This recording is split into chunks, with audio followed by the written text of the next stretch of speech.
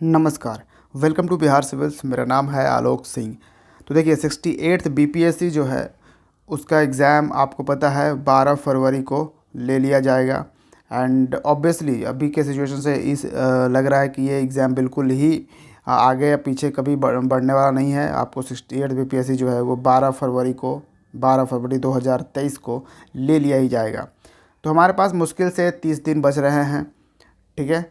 और इसी 30 दिन में कौन सा फोकस एरिया हमें बरकरार रखना है, कहाँ पे हमें मेहनत करने की ज़्यादा ज़रूरत है, इसमें इसी टॉपिक पे आज हम इसमें बात करेंगे। क्या पैटर्न चेंज है उस पे, उसके साथ कैसे डील करें, उन सब चीज़ों पे हम डिस्कस करेंगे, जिससे आपको काफ़ी क्लियरिटी मिलेगी। आप जो अपने प्रिपरेशन में आप जो कंफ्यूज हो रहे हो वो आप आगे बढ़ोगे विद कॉन्फिडेंस।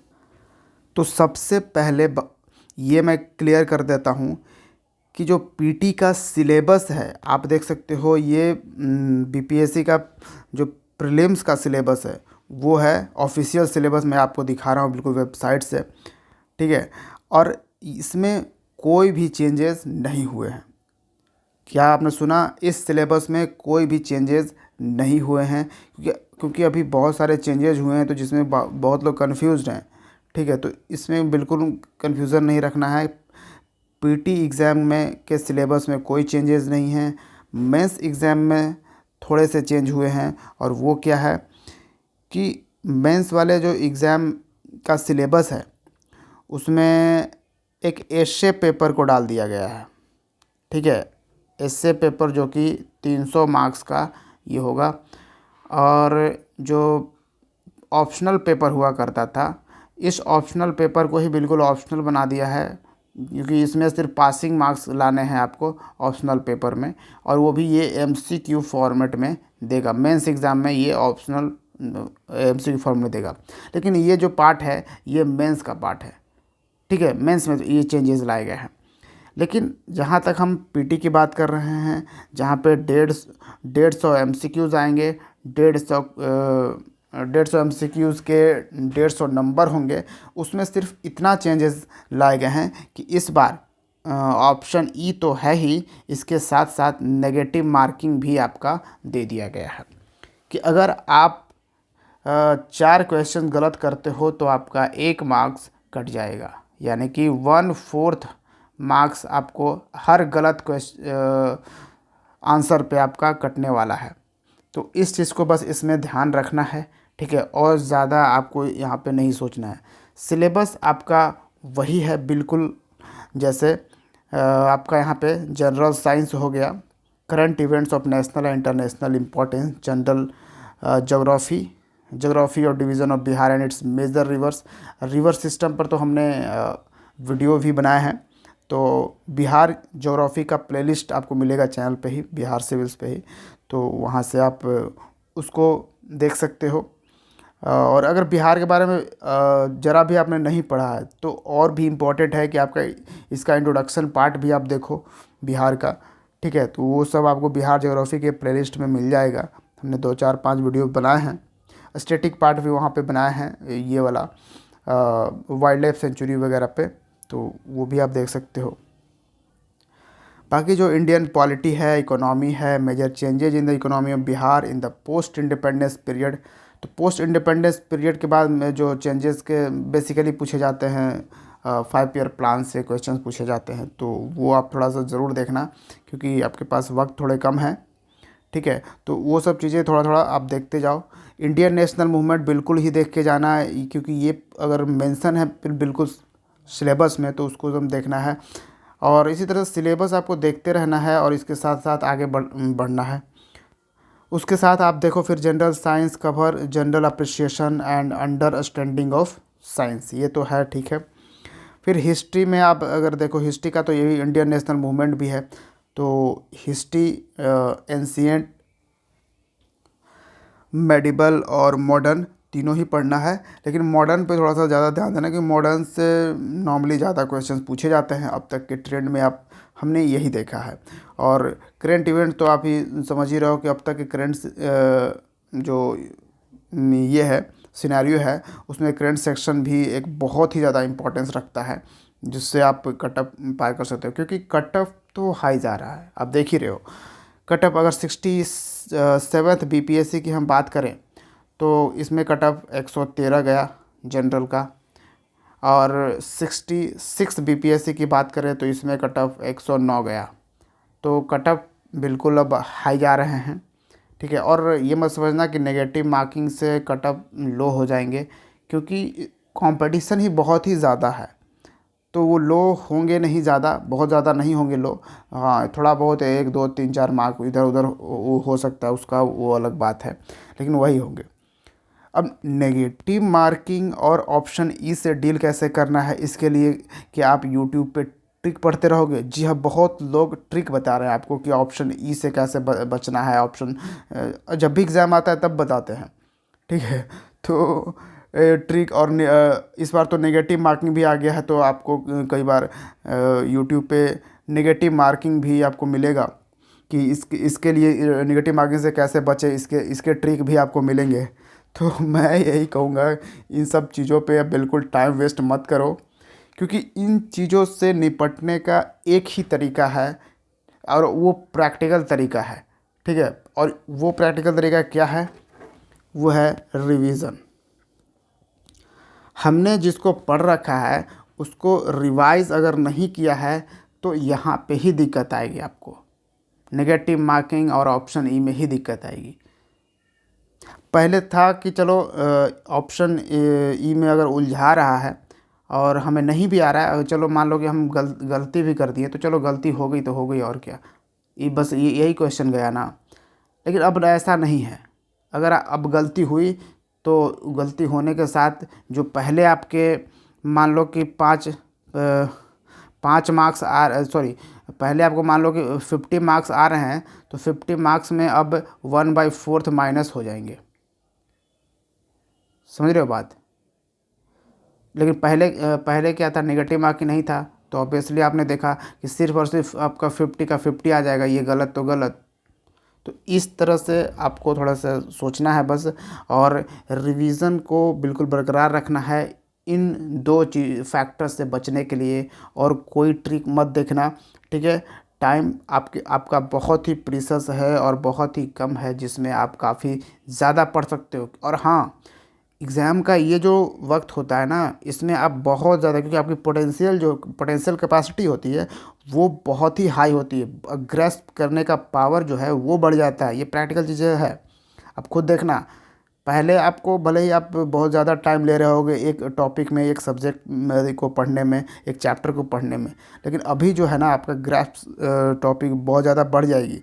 तो इसमें अगर आप नहीं पढ़ोगे और उसके बाद उसको रिवाइज़ नहीं करोगे, तो फिर आपको प्रॉब्लम आएगी, ठीक है। डेफिनेटली प्रॉब्लम आएगी। तो सिलेबस में कोई चेंजेस नहीं है, इतना आपको कंफर्म रखना है, ठीक है। सिलेबस इसी तरह, सिर्फ पीटी में एक ही चेंजेस है जो नेगेटिव मार्किंग है। अब जो बीपीएससी के ऑफिशियल आपने सिलेबस देखा पीटी का, उसमें से मैंने सारे सब्जेक्ट्स को निकाल के अलग कर दिए हैं। अब यहाँ पे आप देखो, बिल्कुल समझ में आ जाएगा। आपको पढ़ने हैं करेंट अफेयर्स।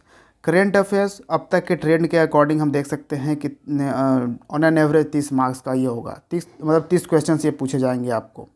हिस्ट्री भी वही रहता है लगभग, ठीक है। कभी करेंट अफेयर्स 25 आ जाएंगे, तो कभी हिस्ट्री आपका 35 हिस्ट्री के क्वेश्चन हो जाएंगे, तो कभी करेंट अफेयर्स का क्वेश्चन 35 चला जाएगा, तो कभी हिस्ट्री का क्वेश्चन 30 रहेगा। तो इस तरह से ये दोनों बैलेंस होते रहे। तो ये दोनों का लगभग ऑन एन एवरेज आप कहो कि 30 क्वेश्चन आपसे पूछे जाएंगे।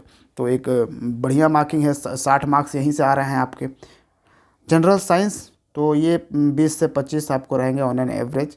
बहुत ही इंपॉर्टेंट रहता है, क्योंकि जनरल साइंस बिल्कुल ही जनरल होता है, जिसको आप जो लूसेंट वाली बुक है, जी हाँ, अभी भी कुछ लोग पूछ रहे थे कि क्या लूसेंट से जनरल अभी भी जनरल साइंस कंप्लीट कर सकते हैं। जी बिल्कुल कर सकते हो। आप लूसेंट पढ़ के जाओ कॉन्फिडेंट होके, और फिर आप एग्ज़ाम से आके बताना कि जनरल साइंस आपने का हुआ या नहीं हुआ, ठीक है। तो और बिहार स्पेशल है, ये भी 20 मार्क्स का है, इंपॉर्टेंट है। ज्योग्राफी है, ज्योग्राफी 10 मार्क्स का होगा, फिर इकोनॉमिक्स 10 मार्क्स का, पॉलिटी 10 मार्क्स का, मैथ्स 10 मार्क्स का, और मिसलेनियस 10 मार्क्स का, ठीक है।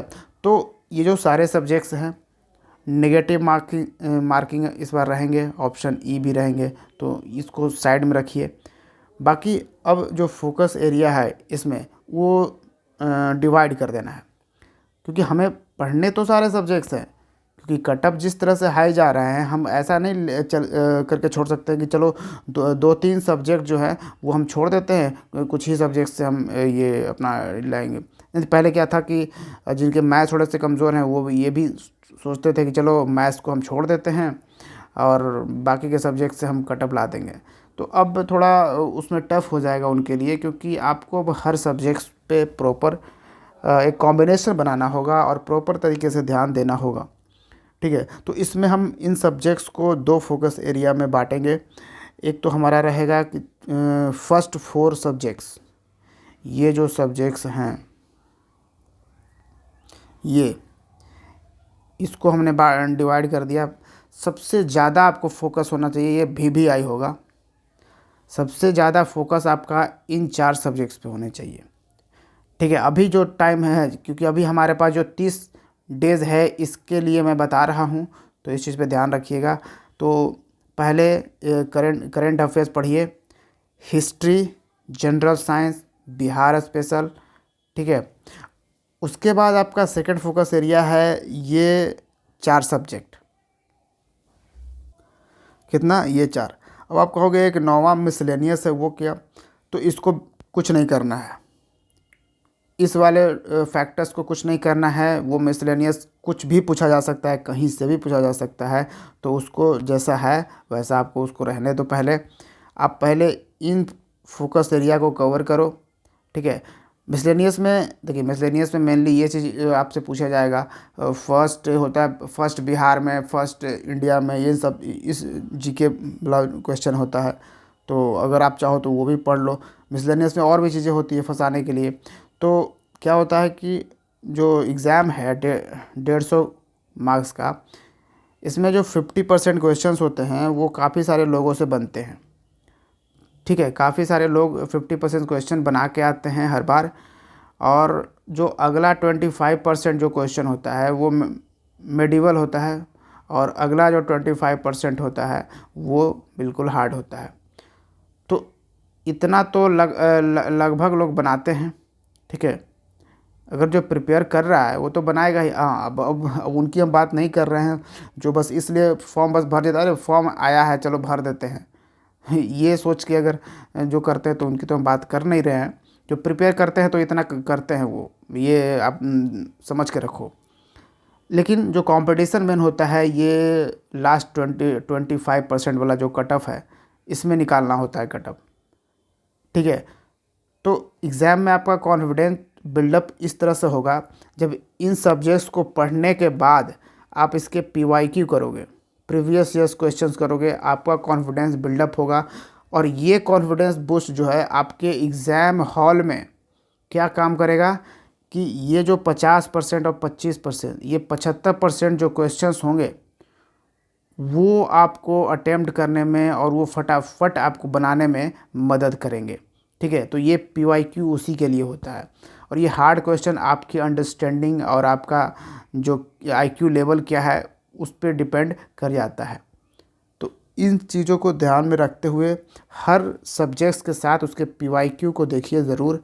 आपको यहाँ से समझ आएगा कि अरे हाँ, अब तो बन रहा है चीज़ें, आपको कॉन्फिडेंस आएगी और वो यहाँ पे आपको काम आने वाला है। हमने बुक्स वगैरह भी पहले बात किया है, देख सकते हो। घटना चक्र वगैरह आप पढ़ो, अभी का टाइम है, बिल्कुल घटना चक्र तो बिल्कुल पढ़ना चाहिए। ठीक है, क्योंकि ज्योग्राफी, इकोनॉमिक्स, पॉलिटी सब के लिए, इकोनॉमिक्स में बहुत ज़्यादा टाइम वेस्ट नहीं करना है। जनरल एक इकोनॉमिक्स टर्म्स वगैरह पढ़ लेना है, और बाकी तो इकोनॉमिक सर्वे, अब बिहार स्पेशल वगैरह पढ़ोगे, बिहार के इकोनॉमिक सर्वे और इंडिया के इकोनॉमिक सर्वे, तो इन सब चीज़ों से आपका काम हो जाएगा।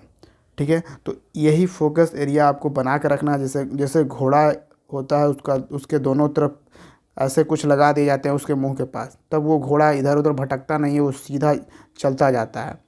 ठीक है, तो उसी तरह से आपको अगले 30 दिन ये फोकस एरिया बिल्कुल बरकरार रखने हैं और पढ़ाई करते रहने हैं। ठीक है, so thank you for watching Bihar civil. See you in the next video. जय हिंद।